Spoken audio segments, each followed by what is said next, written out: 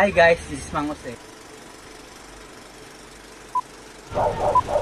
So yun guys, yun ang ating na kailangan naka-Android sa same Wi-Fi niya. Kaya na-night check. This is Mang Jose again. For today's video, meron tayong saguting question about dun sa Mi Box at saka dun sa tinatanong niyang Skyward. Bali, ang tanong niya is anong mas maganda?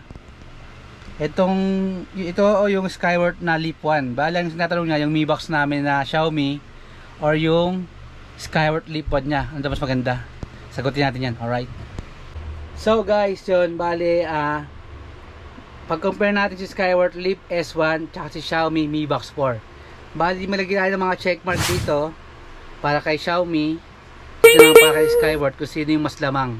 Para makita natin kung alin yung mas maganda. Bali, by the way nga pala guys, wala akong wala akong pinaka hardware ni na na unit ni Skyward. Bali, ang pagbe-base lang natin sa pagko-compare sa kanila is yung specs nila, specs by specs tayo. Alright? So yun guys, unahin natin is yung year model nila. Sino bang mas latest? Si Skyward Leap S1 ay ginawa noong year 2021. Samantalang si Xiaomi Mi Box 4 is 2020.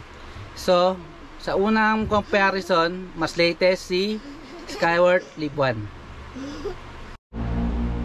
So yun guys, pangalawang comparison natin is yung Android version nila. Si Skyward Leap 1 is Android 10, samantalang si Xiaomi Box 4 is Android 8.1 lang. So mas latest, mas maganda si Skyward Leap 1. So pangatlong comparison natin is yung ROM nila. Same lang silang merong 8.8 gigabytes. Samantalang sa ROM nila para sila na 2 gigabytes. So tabi lang sila doon. Pagdating naman po sa CPU, para silang merong quad-core 1.8 GHz at merong ARM Cortex A53. So, tabla na naman siya doon. Pagdating naman po sa Wi-Fi, para silang may dual band 2.4 GHz at merong ding Bluetooth.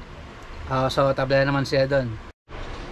So, yun guys, para po silang Google certified. Maganda na rin po yun. Tapos, same lang silang playing ng 4K na mga videos. Same din silang Netflix certified. So kung gusto nyo mag-play ng mga Netflix movies, pares lang din po sila. Ito ni Skyward Leap S1 at ni Xiaomi Box 4. Same lang po sila. So yun guys, pagdating pa sa mga ports, ang advantage pala ni Skyward Leap S1 is meron siyang dalawang USB slot. Unlike dito kay Xiaomi Mi Box 4 is isa lang. Tapos si si Skyward Leap S1 is pwede kang mag-selpak ng RJ45 o yung LAN cable o yung sa router, pwede mo siyang i-direct. Unlike kay Xiaomi S1 is wala. So, Wi-Fi lang talaga. Kung gusto niyo mas direct, si Xiaomi Leap S1. So yun guys, pagdating po sa playability, si Xiaomi Mi Box 4 is capable na siya ng Dolby Atmos. Samantalang si Skyward Leap S1 is hindi. Ang advantage nung kasi, kunyari, meron tayong mga speakers or meron tayong movie na pinapanood. Pagka Dolby Atmos yung pinapanood nyo, si Xiaomi, pwede siyang mag-play ng ganon.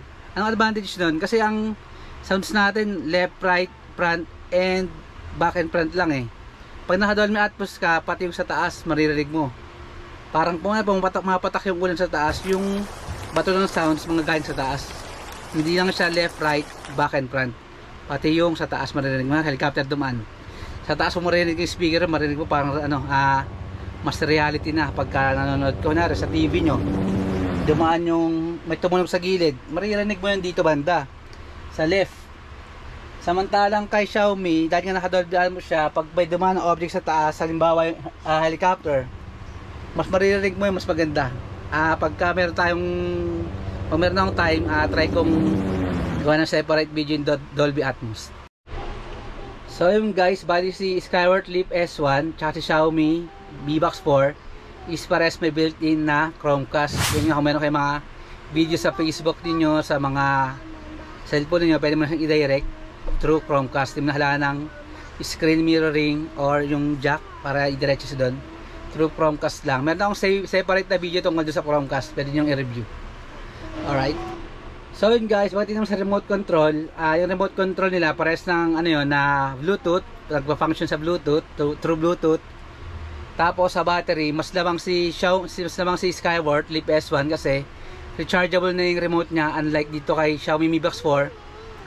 Yung battery pa, yung AAA pa, papalit-palitan mo.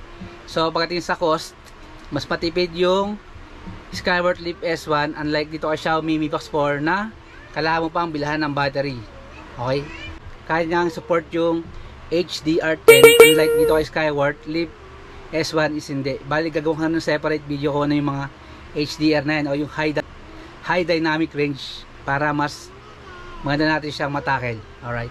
So yun guys, pagdating nga pala sa resolution output, ang capable ni Skyward Leap S1 is 4K. Unlike dito kay Xiaomi Mi Box 4 is 1080p lang. 1080p lang po ang sagad ni Xiaomi Mi Box 4.